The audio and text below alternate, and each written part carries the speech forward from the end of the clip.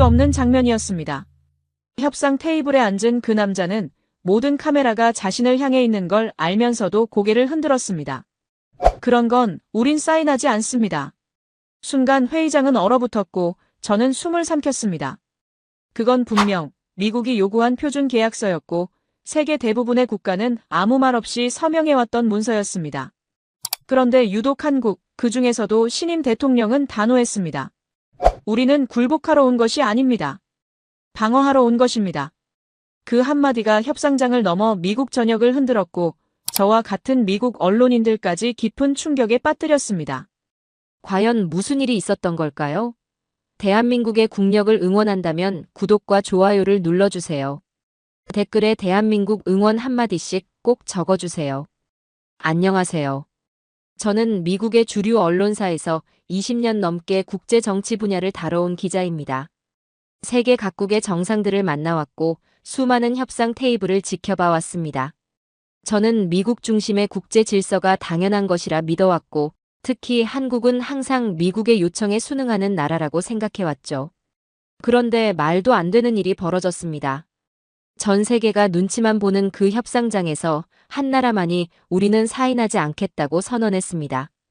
그 나라는 바로 과거엔 미국의 눈치를 보던 한국이었습니다. 저는 그 순간 이 나라가 이제는 전혀 다른 차원에 올라섰다는 것을 깨달았습니다. 이 이야기는 조지아주 구금 사건과 함께 터져나온 미국과 한국 간의 외교 마찰에서 시작됩니다. 당시 저에게도 이 사건은 큰 취재거리였어요.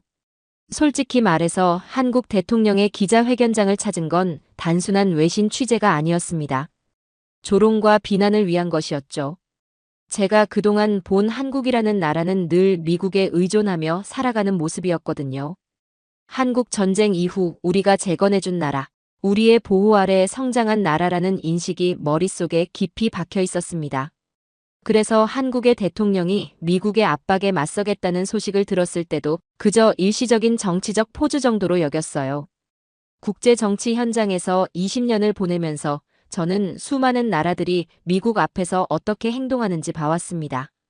대부분의 국가들은 미국의 요구에 표면적으로는 반발하는 듯 보이지만 결국에는 타협점을 찾아 우리의 입장을 수용하는 패턴을 보였거든요. 유럽 동맹국들도 마찬가지였고 아시아 국가들은 더욱 그랬습니다. 특히 한국은 그런 면에서 가장 예측 가능한 국가 중 하나였어요. 무역 분쟁이 일어나도 방위비 분담금 문제가 나와도 결국에는 미국의 요구를 상당 부분 받아들이며 타협하는 모습을 보여왔습니다. 그래서 저는 이번에도 마찬가지일 거라고 생각했죠. 조금 시간이 걸리더라도 결국 한국이 먼저 양보할 거라고 확신했습니다. 하지만 그날 기자회견장에서 제가 목격한 것은 완전히 다른 차원의 한국이었습니다. 이재명 대통령은 미국의 압박에 사인하지 않았다는 이유로 비난을 받고 있는 상황이었죠. 그런데 놀랍게도 대통령은 한치의 흔들림도 없이 단호하게 말했습니다. 국익에 반하는 사인은 하지 않는다고 말입니다. 그리고는 이어서 더욱 충격적인 말을 했어요.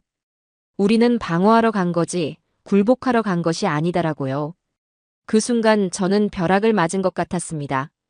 늘 예스맨이라고 생각했던 한국의 대통령이 미국의 이익보다 자국의 원칙을 앞세우는 모습은 저에게 엄청난 충격이었거든요. 회견장의 분위기는 순식간에 얼어붙었습니다. 미국 언론사 기자들은 서로 눈치를 보며 어떻게 반응해야 할지 몰라 했어요. 미국 측 협상단 관계자들도 마찬가지였습니다. 이런 상황을 전혀 예상하지 못했던 것 같았죠. 저 역시 20년간 국제 정치를 다뤄오면서도 이런 장면은 처음이었습니다. 한국이라는 나라가 이렇게 당당하게 미국에 맞설 수 있다는 것 자체가 믿기지 않았거든요. 더군다나 그 말을 하는 이재명 대통령의 표정과 목소리에는 두려움이나 망설임이 전혀 없었어요. 오히려 확신에 찬 모습이었습니다. 마치 이미 오래전부터 이 순간을 준비해왔다는 듯한 느낌이었죠. 그 후 며칠간 미국 내 언론은 오히려 한국을 비난하는 기사들을 쏟아냈습니다. 왜 일본은 사인했는데 한국은 거부하냐는 식의 보도들이었어요. 한미동맹에 금이 가고 있다는 우려의 목소리도 높았습니다. 저 역시 처음엔 그렇게 기사를 썼어요. 한국이 오만해졌다. 감정적 대응이다라는 논조로 말입니다. 하지만 점차 이상한 기류를 느끼기 시작했습니다. 미국 내에서도 조지아주 배터리 공장 구금 사태 이후 우리가 과도했다, 한국인을 범죄자처럼 대했다는 여론이 퍼지기 시작한 것입니다.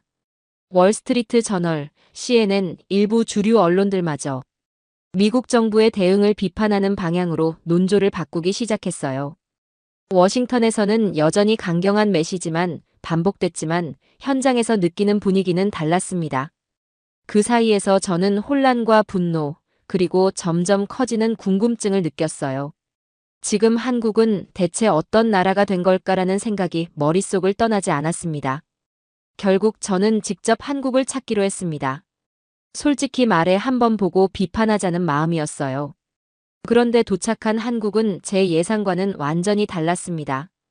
공항에서부터 만난 공무원들의 정중함, 길거리의 청결함, 교통 시스템의 정교함까지 모든 것이 제가 알고 있던 한국과는 차원이 달랐거든요.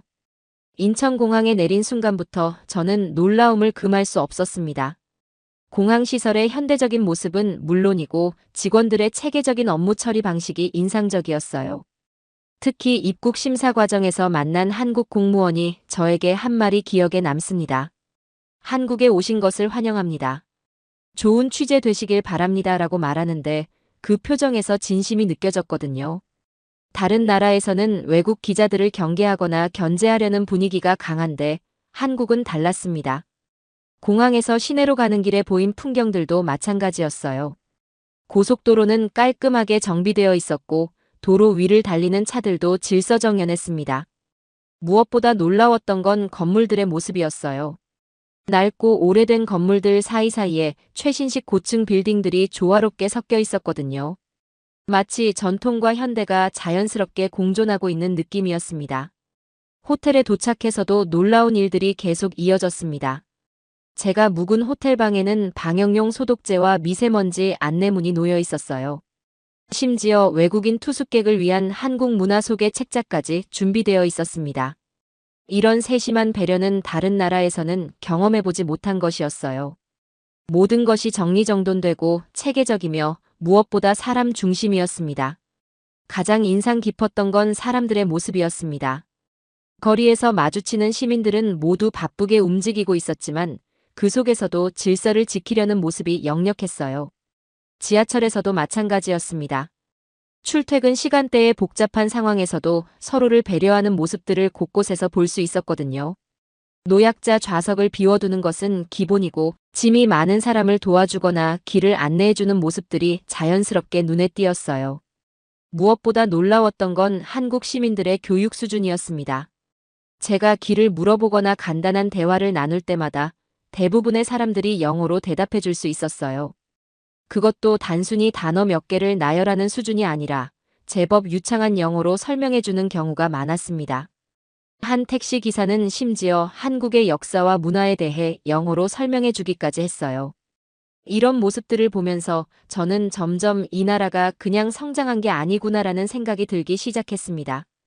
며칠간 서울 시내를 돌아다니면서 저는 한국 사회의 또 다른 면들을 발견했어요. 카페에서 일하는 젊은이들의 친절함, 식당에서 만난 사장님들의 정성스러운 서비스, 상점에서 물건을 사면서 느낀 신뢰감까지 모든 것이 인상적이었습니다. 특히 한국인들이 외국인인 저를 대하는 방식에서 이 나라의 성숙함을 느낄 수 있었어요. 한국 취재 중 가장 놀랐던 것은 이재명 대통령의 정책에 반대하는 사람들조차 그래도 이번 협상만큼은 잘했다고 입을 모은다는 사실이었습니다. 여야를 떠나서 심지어 평소 정부를 비판하던 언론들까지도 이번만큼은 대통령이 옳은 결정을 했다는 논조로 보도하고 있었어요. 이런 초당적 지지는 정말 놀라운 일이었습니다.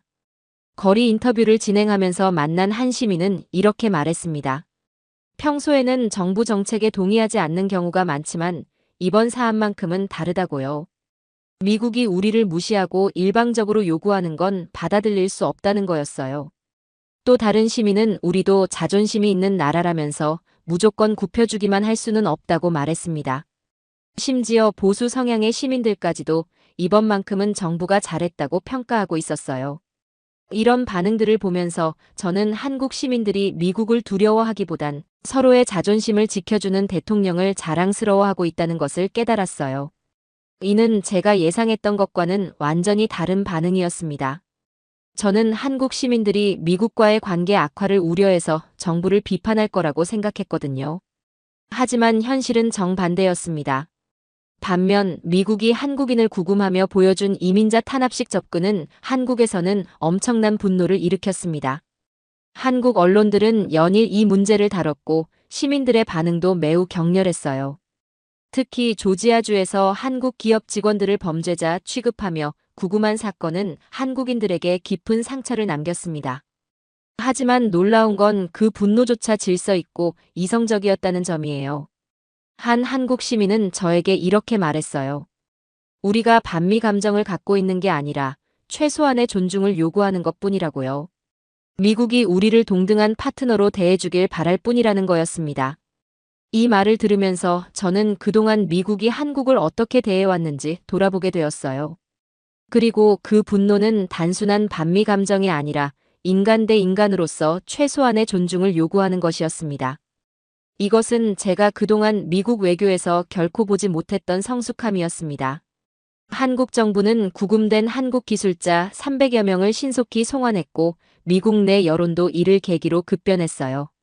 한미 협상에서는 더 이상 일방적인 요구가 통하지 않았고 트럼프 행정부는 처음으로 공동조율이라는 단어를 공식 브리핑에 사용했습니다. 이 모든 과정에서 저는 한국이라는 나라가 단지 기술 강국이 아니라 원칙의 나라라는 사실을 실감했습니다. 구금 사건이 해결되는 과정을 지켜보면서 저는 한국 정부의 대응 방식에 깊은 인상을 받았어요. 다른 나라 같으면 외교적 항의나 경제적 보복 조치를 먼저 내세웠을 텐데 한국은 달랐습니다. 우선 자국민의 안전한 송환에 모든 역량을 집중했어요. 감정적인 대응보다는 실질적인 해결책을 찾는 데 주력한 거죠. 이런 냉정하면서도 따뜻한 접근 방식은 정말 인상적이었습니다. 한국 외교부의 한 관계자는 저에게 이렇게 설명했습니다. 우리의 목표는 보복이 아니라 재발 방지라고요. 감정적으로 대응하면 문제가 더 복잡해질 뿐이라면서 원칙에 따라 차근차근 해결해 나가는 것이 최선이라고 말했어요. 이런 접근 방식은 제가 그동안 봐온 다른 나라들의 외교와는 확연히 달랐습니다. 대부분의 국가들이 감정적으로 반발하거나 즉흥적으로 대응하는 것과는 완전히 다른 차원의 성숙함이었어요. 특히 인상 깊었던 건 한국 시민사회의 반응이었어요. 거리에서는 분노한 시민들의 집회가 열렸지만 그 집회조차 질서정연하게 진행됐습니다. 미국 국기를 불태우거나 극단적인 구호를 외치는 모습은 찾아볼 수 없었어요. 대신 한국인의 존엄성을 지켜달라, 동등한 대우를 요구한다는 차분하면서도 단호한 메시지들이 줄을 이뤘습니다. 이런 성숙한 시위 문화는 다른 나라에서는 쉽게 볼 수 없는 것이었어요. 한 집회 참가자는 저에게 이렇게 말했어요.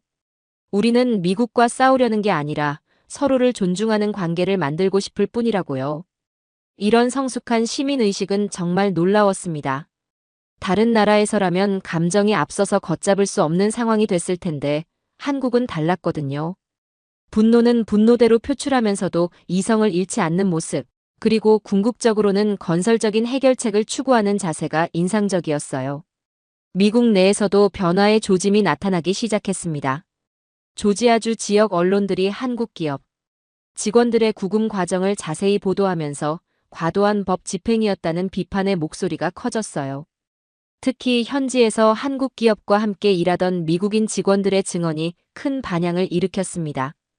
이들은 한국인 동료들의 성실함과 전문성을 직접 목격한 사람들이었기 때문에 더욱 설득력이 있었어요. 한 미국인 엔지니어는 지역 방송과의 인터뷰에서 이렇게 말했어요. 한국인 동료들은 정말 성실하고 전문적인 사람들이었다면서 그들을 범죄자 취급하는 건 말이 안 된다고 했습니다.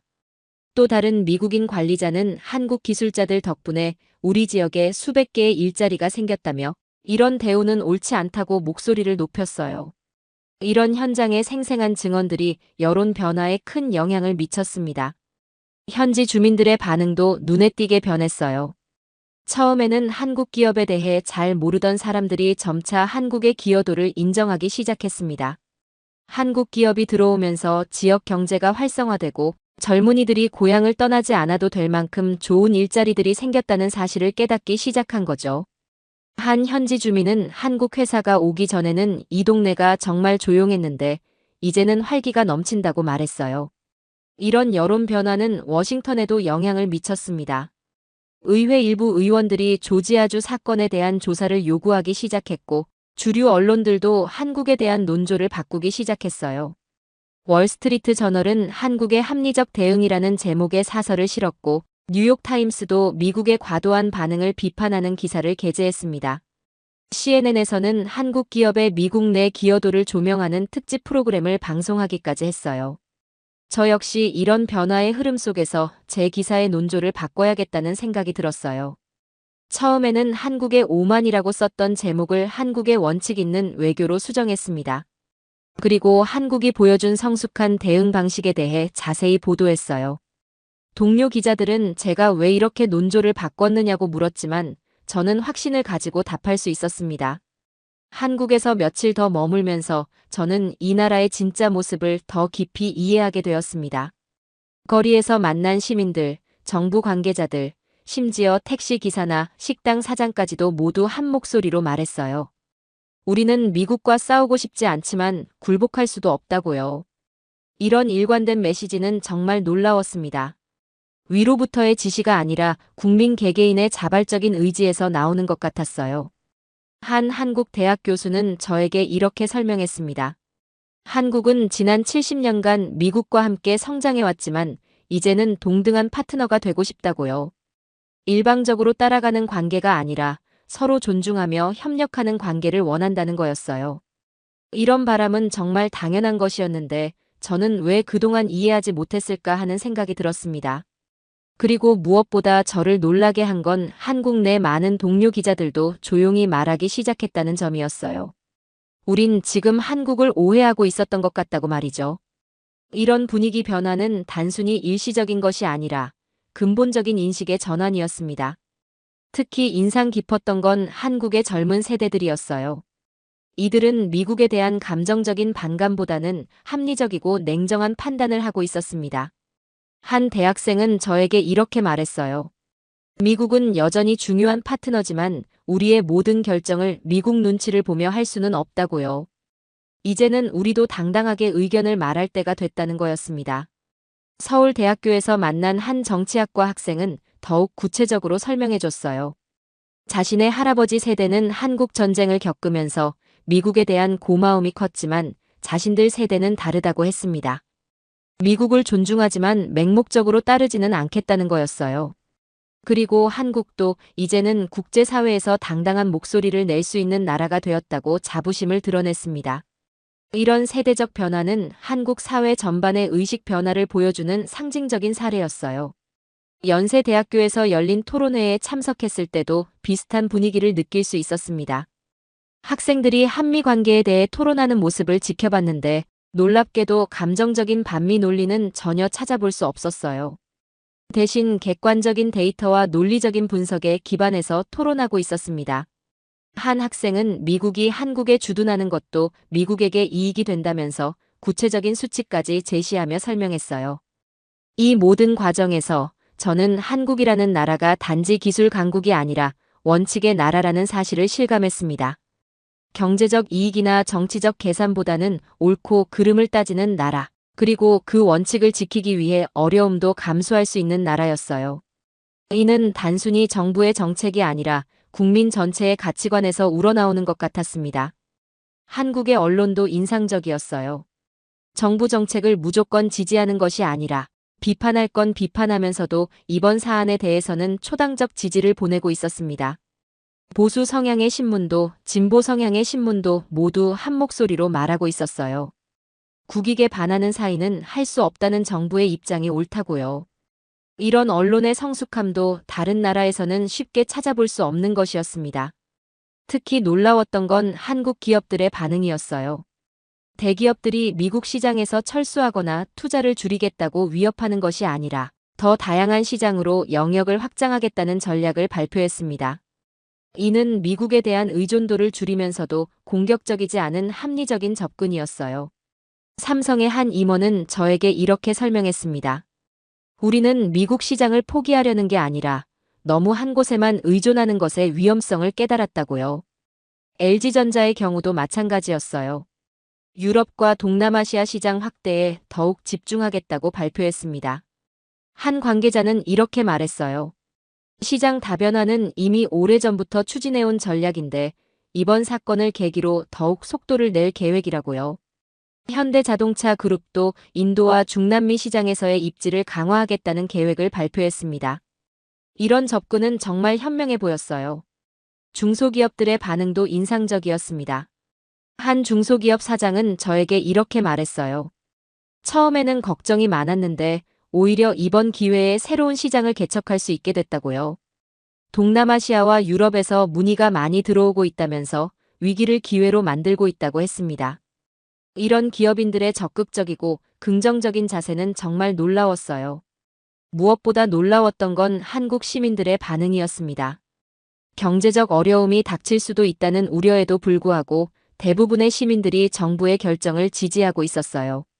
한 시민은 저에게 이렇게 말했습니다.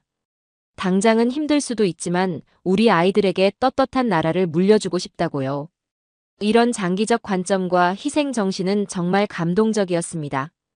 강남에서 만난 한 직장인은 더욱 구체적으로 설명해줬어요. 지금까지 우리는 미국 눈치만 보며 살아왔는데 이제는 다르다면서요. 우리도 당당하게 우리 입장을 말할 수 있는 나라가 되었다고 했습니다. 그리고 자신의 아이들이 자랑스러워할 수 있는 나라를 만들고 싶다고 덧붙였어요. 이런 자부심과 자신감은 정말 인상적이었습니다. 홍대에서 만난 젊은 직장인들도 비슷한 반응을 보였어요. 한 청년은 이렇게 말했습니다. 우리 부모님 세대는 미국이 시키는 대로 해야 한다고 생각하셨지만 우리는 다르다고요. 서로 존중하는 관계를 원한다면서 일방적인 관계는 더 이상 받아들일 수 없다고 했어요. 이런 세대적 변화는 한국 사회의 근본적인 의식 변화를 보여주는 것이었습니다. 한국의 이런 변화는 국제사회에서도 주목받기 시작했습니다. 유럽 언론들이 한국의 자주적 외교를 긍정적으로 평가하는 기사들을 내보냈어요.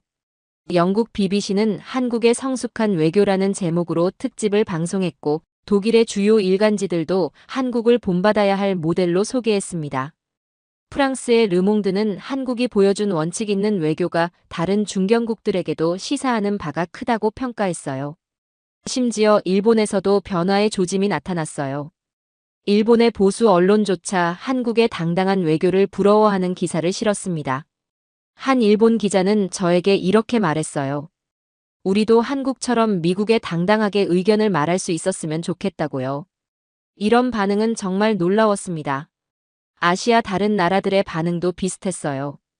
태국, 베트남, 인도네시아 등의 언론들이 한국을 아시아의 새로운 리더로 평가하는 기사들을 쏟아냈습니다. 요미우리 신문에서는 한국의 자주 외교라는 제목의 사설을 게재했는데 그 내용이 인상적이었어요. 일본도 미국과의 관계에서 좀 더 주체적인 목소리를 낼 필요가 있다는 논조였습니다. 아사히 신문도 비슷한 취지의 기사를 실었고 심지어 산케이 신문까지도 한국의 원칙 있는 외교 자세를 긍정적으로 평가했어요. 이는 평소 한국에 대해 비판적이던 일본 언론들의 변화를 보여주는 상징적인 사례였습니다. 일본 정계에서도 조용한 변화가 감지됐어요. 자민당의 한 의원은 비공개 인터뷰에서 이렇게 말했습니다. 한국이 보여준 당당함이 부럽다면서 일본도 미국과의 관계에서 좀 더 대등한 입장을 취할 필요가 있다고 했어요. 물론 공개적으로는 이런 발언을 하기 어려운 상황이지만 내심으로는 한국의 변화를 주목하고 있다는 것을 알 수 있었습니다. 동남아시아 국가들의 반응은 더욱 적극적이었어요. 특히 중국의 압박을 받고 있는 동남아시아 국가들은 한국의 사례를 자신들에게도 적용할 수 있는 모델로 여기기 시작했습니다. 필리핀의 한 외교관은 저에게 이렇게 말했어요. 한국이 보여준 것은 작은 나라도 원칙을 지킬 수 있다는 희망이라고요. 베트남에서도 비슷한 반응이 나왔습니다. 태국의 방콕 포스트는 한국의 독립적 외교라는 제목의 사설에서 이렇게 썼어요. 한국이 보여준 자주적 외교는 동남아시아 국가들에게도 큰 교훈이 된다면서 강대국의 압박에 굴복하지 않으면서도 관계를 유지하는 방법을 제시했다고 평가했습니다. 인도네시아의 자카르타 포스트도 한국을 아시아 외교의 새로운 모델로 소개하는 기사를 게재했어요. 인도에서도 한국에 대한 관심이 높아졌습니다. 타임스 오브 인디아는 한국의 균형 외교라는 제목으로 특집 기사를 실었는데, 인도도 미국과 중국 사이에서 한국과 같은 균형감을 발휘해야 한다는 내용이었어요. 힌두스탄 타임스도 한국의 외교 전략을 분석하는 기사를 연재하기 시작했습니다. 인도의 외교 전문가들은 한국의 사례를 통해 중견국 외교의 새로운 가능성을 보고 있었어요. 저는 이런 국제적 반응들을 취재하면서 한국이 이룬 성과의 진정한 의미를 깨달았습니다. 단순히 미국에 맞선 것이 아니라 중간 국가들이 강대국과 어떻게 관계를 맺어야 하는지에 대한 새로운 기준을 제시한 거였어요. 이는 국제 정치학적으로도 매우 중요한 사건이었습니다. 기존의 냉전적 사고에서 벗어나 새로운 다극 체제에서의 외교 모델을 보여준 것이었어요. 캐나다에서도 한국에 대한 관심이 높아졌습니다. 글로브 앤 메일은 한국의 중견국 외교라는 제목의 기사에서 캐나다도 한국의 사례를 참고해야 한다고 주장했어요. 토론토 스타도 한국이 보여준 자주적 외교가 다른 중견국들에게 시사하는 바가 크다고 평가했습니다. 캐나다 외교부의 한 관계자는 비공식적으로 한국의 외교 전략에 대해 문의해오기도 했어요. 호주에서도 비슷한 반응이 나타났습니다. 시드니 모닝 헤럴드는 한국의 독립적 외교 정책이라는 제목으로 특집을 게재했고, 오스트레일리아는 호주도 미국과 중국 사이에서 한국과 같은 균형감을 발휘해야 한다고 주장했어요. 호주 국립대학교의 한 교수는 한국이 중견국 외교의 새로운 모델을 제시했다고 평가했습니다. 유럽에서의 반응도 주목할 만했어요. 독일의 프랑크푸르터 알게마인에는 한국의 성숙한 외교라는 사설에서 유럽연합도 미국과의 관계에서 한국의 사례를 참고할 필요가 있다고 했습니다. 프랑스의 르피가로는 한국이 보여준 원칙 있는 외교가 국제 질서의 새로운 가능성을 제시했다고 평가했어요. 영국에서도 한국에 대한 재평가가 이루어지고 있었습니다. 파이낸셜 타임스는 한국의 경제 외교라는 제목의 분석 기사에서 한국이 경제력을 바탕으로 한 자주적 외교를 펼치고 있다고 평가했어요. 가디언은 한국이 아시아의 새로운 외교 강국으로 부상하고 있다고 분석했습니다. 그동안 한국을 단지 기술만 좋은 나라라고 여겨온 제 자신이 너무도 부끄러웠습니다. 한국은 기술뿐만 아니라 외교, 정치, 사회 모든 면에서 놀라운 성숙함을 보여주고 있었거든요. 특히 원칙을 지키면서도 감정적이지 않은 냉정한 판단력은 정말 배울 점이 많았어요. 강대국의 압박에 굴복하지 않으면서도 적대적이지 않은 방식으로 대응하는 한국의 외교술은 다른 나라들에게도 큰 교훈이 되고 있었습니다. 이제 저는 후배 기자들에게 말합니다. 한국을 취재할 땐 먼저 고개를 숙이고 배워라라고요. 이 나라는 우리가 생각하는 것보다 훨씬 더 깊이 있고 성숙한 나라라는 걸 깨달았거든요. 단순히 경제 대국이나 기술 강국이 아니라 진정한 의미의 선진국이었습니다. 미국 내에서는 K-원칙 외교를 분석한 책이 출간됐고, 외교학 수업에서는 이번 한국의 대응을 케이스 스터디로 활용하기 시작했습니다. 심지어 조지아주 지역 방송에서는 한국의 시민권 교육이 부럽다는 리포트도 나갔어요. 저 개인적으로는 한국 외교부와의 교류를 지속하며 앞으로의 변화에도 깊이 관여하게 되었습니다. 한국은 제게 단지 한 번의 취재 대상이 아닌 앞으로 배워야 할 미래의 모델이 되었습니다. 하버드 케네디 스쿨에서 출간된 한국의 원칙 외교라는 책은 미국 학계에서 큰 화제가 되었어요. 이 책의 저자인 존 미어샤이머 교수는 한국이 보여준 외교 방식이 기존의 현실주의 이론을 뛰어넘는 새로운 패러다임을 제시했다고 평가했습니다. 특히 힘의 균형에만 의존하지 않고 도덕적 정당성을 확보하면서도 실용적 이익을 추구하는 방식이 주목받았어요. 예일 대학교 국제관계학과에서도 한국 외교 사례 연구가 정규 과목으로 개설되었습니다. 담당 교수는 저에게 이렇게 말했어요. 학생들이 한국의 사례를 통해 전통적인 강대국 중심의 사고에서 벗어나 새로운 가능성을 모색하고 있다고요. 조지타운 대학교에서도 한국형 중견국 외교라는 세미나가 열리기 시작했습니다. 수강 신청 경쟁이 치열할 정도로 학생들의 관심이 높았어요. 콜롬비아 대학교에서 열린 한국 외교 심포지엄에 참석했을 때의 일이 기억납니다. 그곳에서 만난 미국의 젊은 외교관들은 한국의 대응 방식에 대해 진지하게 토론하고 있었어요. 한 참석자는 이렇게 말했습니다. 우리는 그동안 한국을 너무 단순하게 봤던 것 같다고요. 이번 사건을 통해 한국이 얼마나 전략적이고 원칙적인 나라인지 알게 되었다는 거였습니다. 특히 인상 깊었던 건 미국 대학생들의 반응이었어요.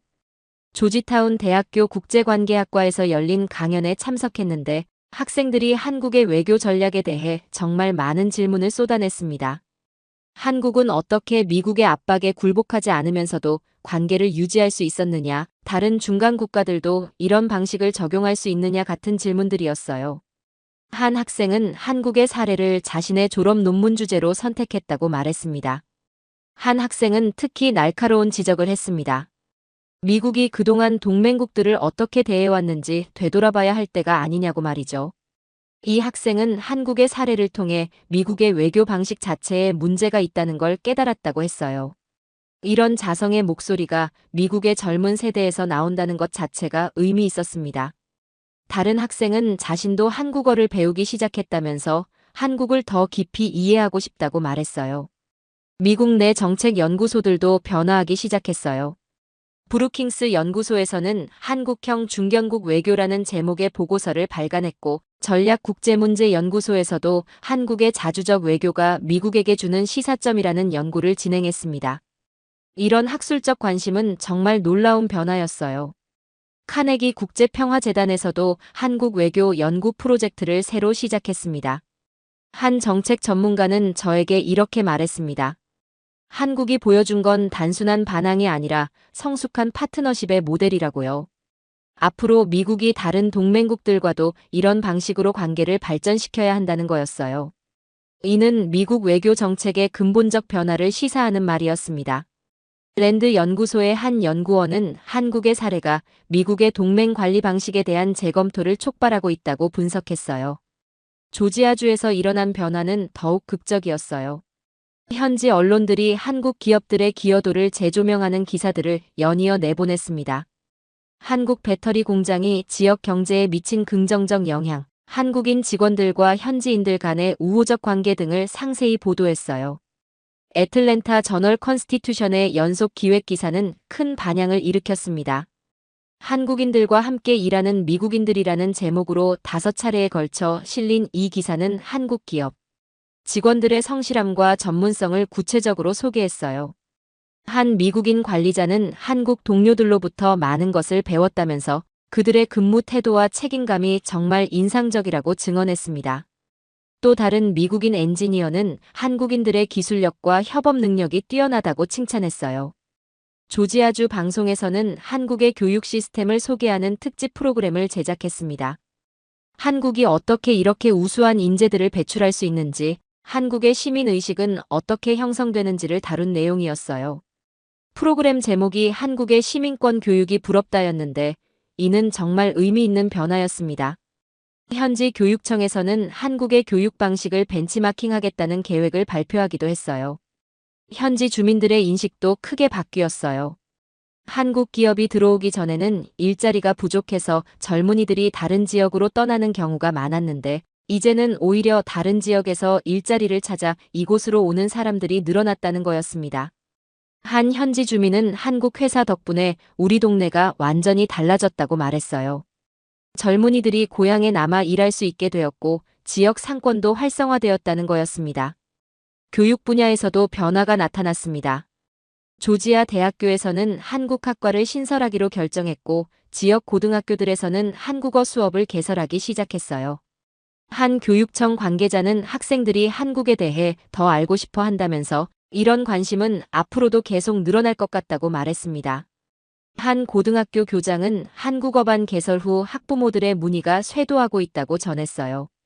저 개인적으로는 이런 변화들을 지켜보면서 한국 외교부와의 교류를 더욱 깊게 하게 되었어요.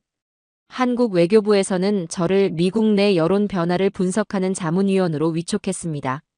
이는 제게 큰 영광이었을 뿐만 아니라 한국이 얼마나 장기적이고 전략적으로 외교를 펼치고 있는지 보여주는 사례이기도 했어요.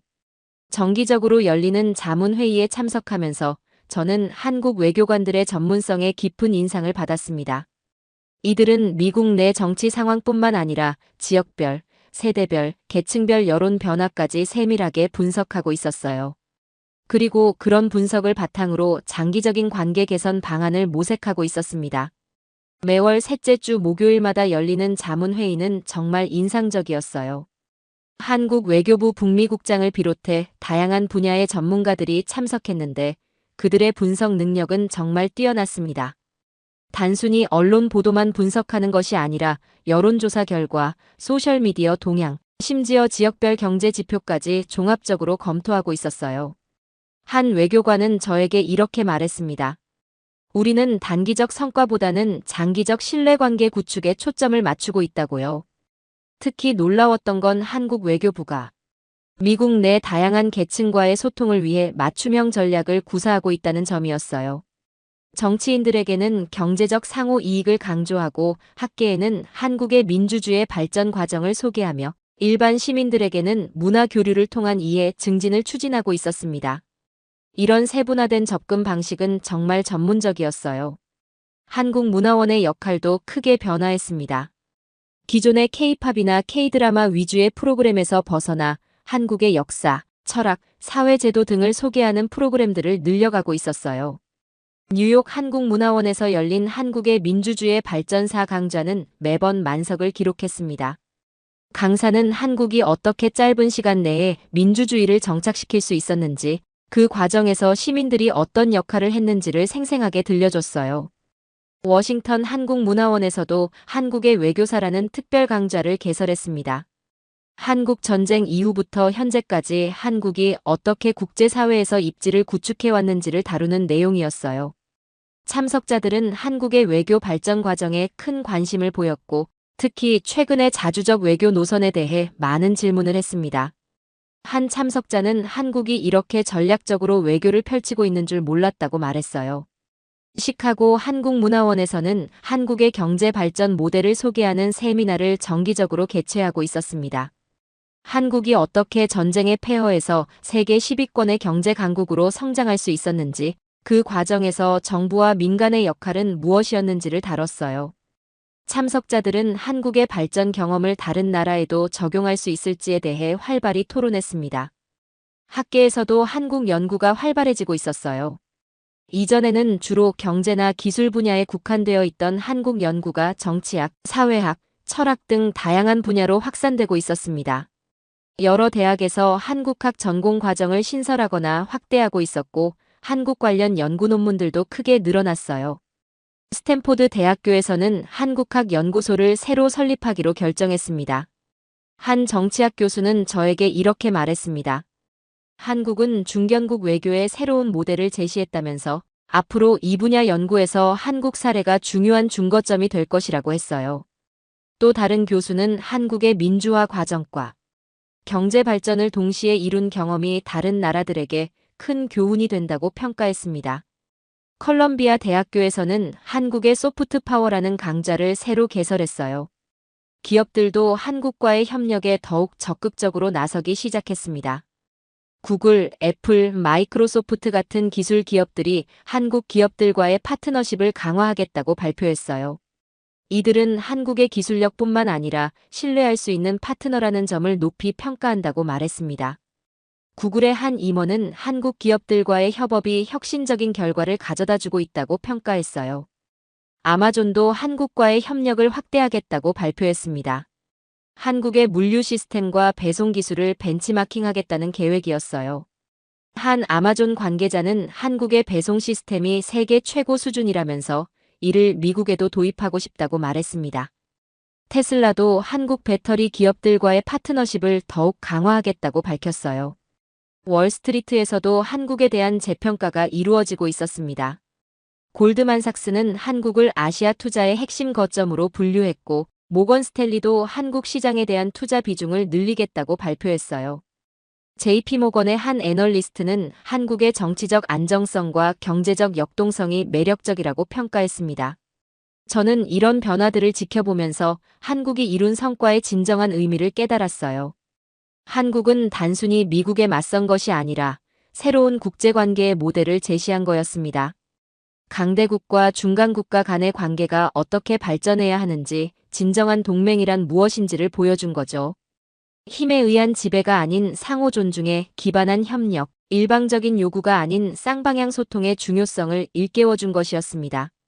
한국은 제게 단지 한 번의 취재 대상이 아닌 앞으로 배워야 할 미래의 모델이 되었습니다.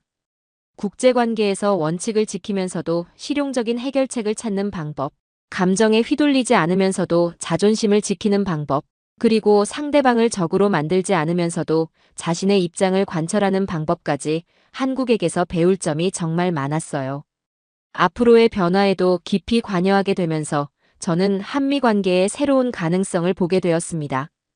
일방적인 관계가 아닌 진정한 파트너십, 상명하복이 아닌 상호 존중에 기반한 동맹 관계 말이에요.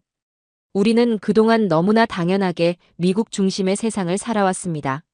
하지만 이번 한국의 사인을 통해 진정한 국익과 자존심이 무엇인지 다시 생각해보게 되었어요. 한국은 지금 그 누구도 예상치 못했던 새로운 기준을 만들어가고 있습니다.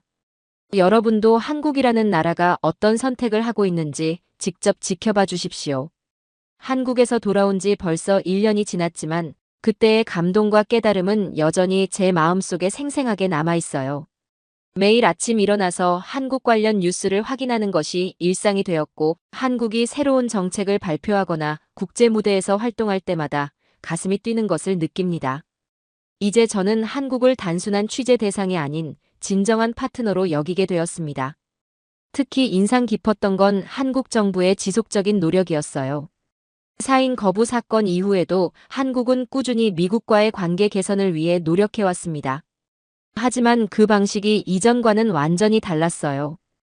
일방적으로 양보하거나 굽히는 것이 아니라 상호 이익이 되는 방안을 지속적으로 제시해온 거죠. 한국 외교부의 한 관계자는 저에게 이렇게 말했습니다. 우리는 갈등을 피하는 것이 아니라 건설적으로 해결하려고 한다고요. 지난 1년간 한국이 보여준 외교적 성과들은 정말 놀라웠습니다. 미국과의 관계에서도 새로운 협력 분야를 지속적으로 개발해 나갔어요. 기후변화 대응, 신재생 에너지, 우주개발, 인공지능 등 미래 지향적인 분야에서의 협력을 강화했습니다. 한국은 대립보다는 협력을, 갈등보다는 상생을 추구하는 모습을 일관되게 보여줬어요. 한미 간 기술 협력도 새로운 차원으로 발전했습니다.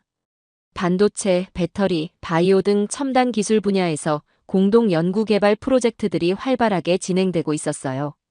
특히 인상적이었던 건 이런 협력이 일방적인 기술 이전이 아니라 진정한 의미의 공동 개발이라는 점이었습니다. 한국의 기술력이 미국과 대등한 수준에 올라섰다는 것을 보여주는 사례였어요. 안보 분야에서도 변화가 나타났습니다. 기존의 일방적인 방위 체제에서 벗어나 상호 보완적인 안보 협력 체제로 발전하고 있었어요. 한국의 사이버 보안 기술과 미사일 방어 기술이 미국에서도 인정받기 시작했습니다. 한 미국 국방부 관계자는 한국의 방위 기술이 세계 최고 수준이라고 평가했어요. 경제 분야에서의 협력도 더욱 심화되었습니다. 한국 기업들의 미국 투자가 크게 늘어났지만 이제는 미국 기업들도 한국에 대한 투자를 확대하고 있었어요. 상호 투자가 균형을 이루면서 진정한 경제 파트너십이 형성되고 있는 것 같았습니다. 월스트리트의 한 투자 전문가는 한국이 이제 아시아 투자의 관문 역할을 하고 있다고 분석했어요. 문화 교류도 폭발적으로 확대되었습니다.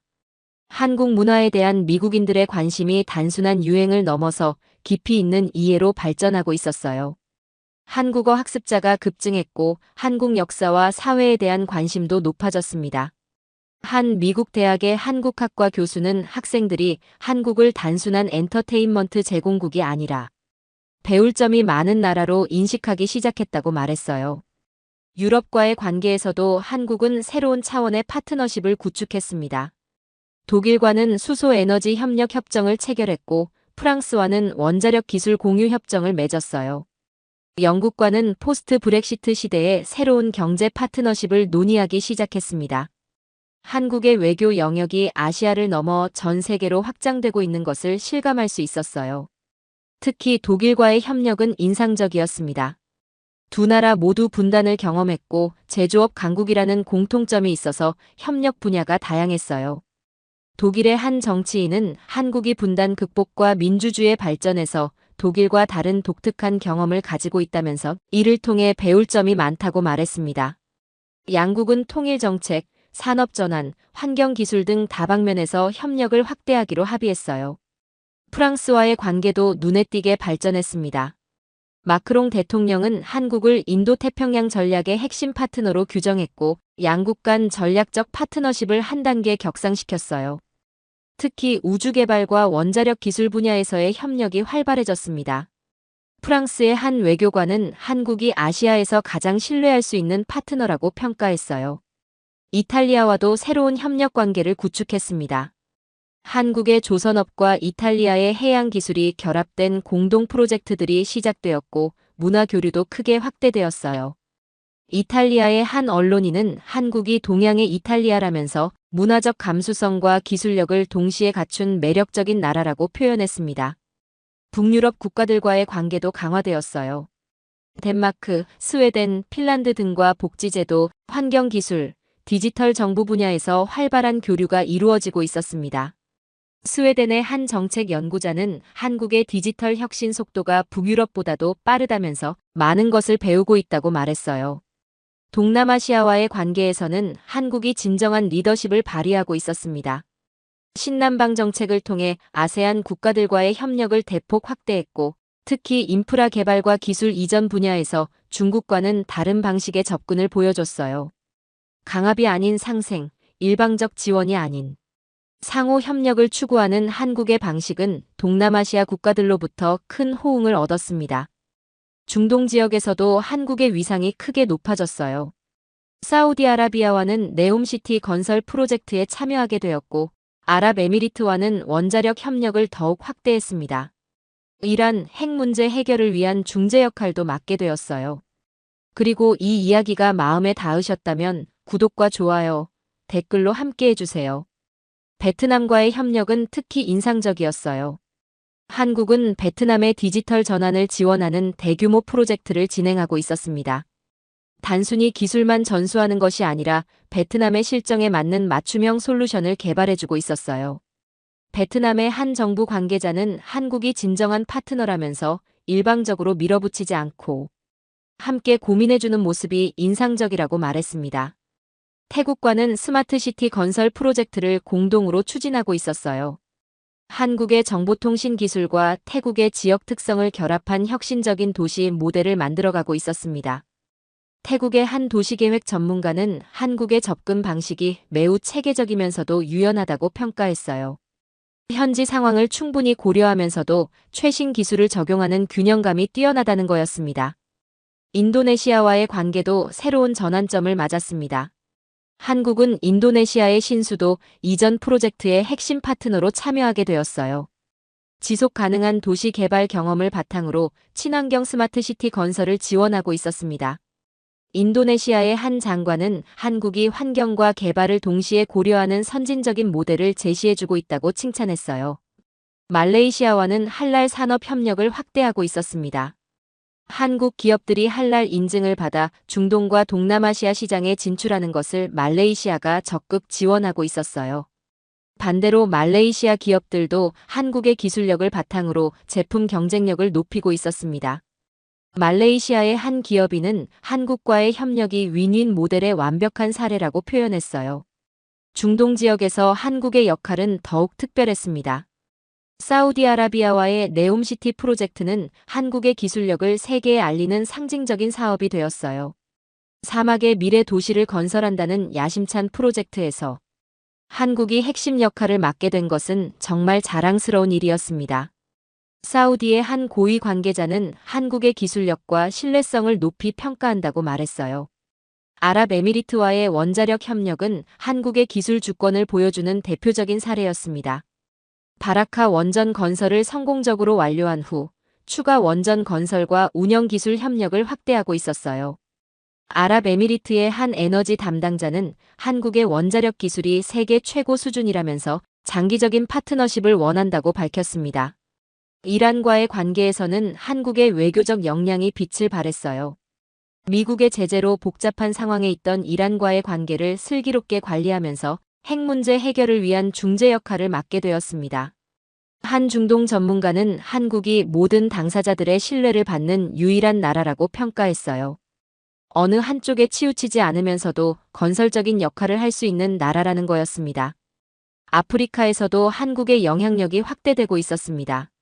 한국형 경제 발전 모델에 대한 관심이 높아지면서 여러 아프리카 국가들이 한국과의 협력을 요청해왔어요.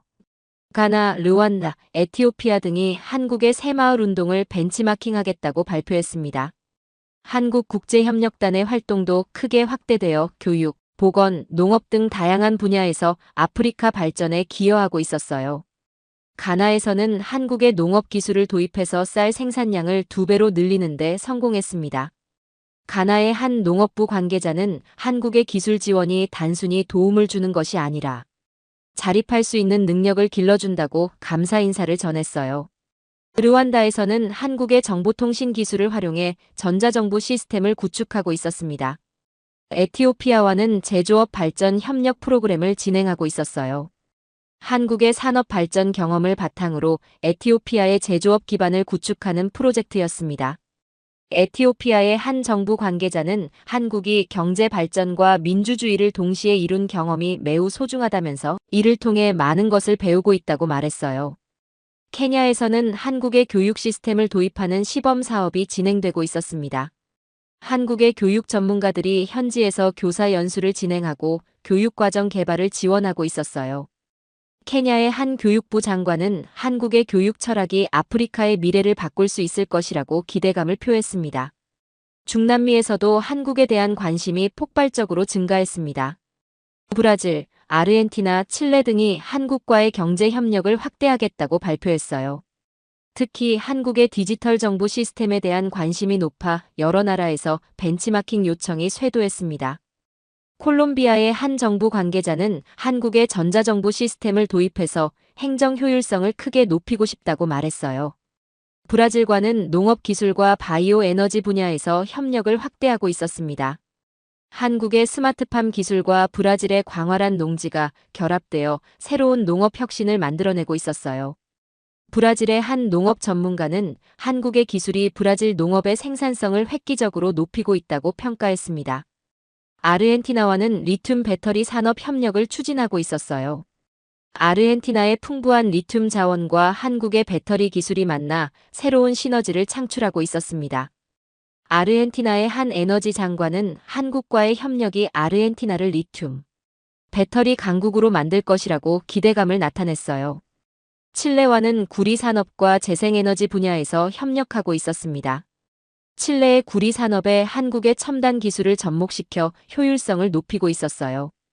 또한 칠레의 태양광과 풍력 자원을 활용한 재생에너지 프로젝트에도 한국이 참여하고 있었습니다. 미국 내에서도 한국에 대한 인식 변화는 계속되고 있었습니다. 한국 문화에 대한 관심이 폭발적으로 늘어났어요. K-팝, K-드라마는 물론이고 한국 음식, 한국어, 한국 역사까지 모든 것에 대한 관심이 높아졌습니다. 이는 단순한 유행이 아니라 한국이라는 나라 자체에 대한 존경과 호기심의 표현이었어요. 한 미국인 친구는 저에게 이렇게 말했습니다. 한국이 이렇게 멋진 나라인 줄 몰랐다면서 기회가 되면 꼭 한국을 방문해보고 싶다고 했어요.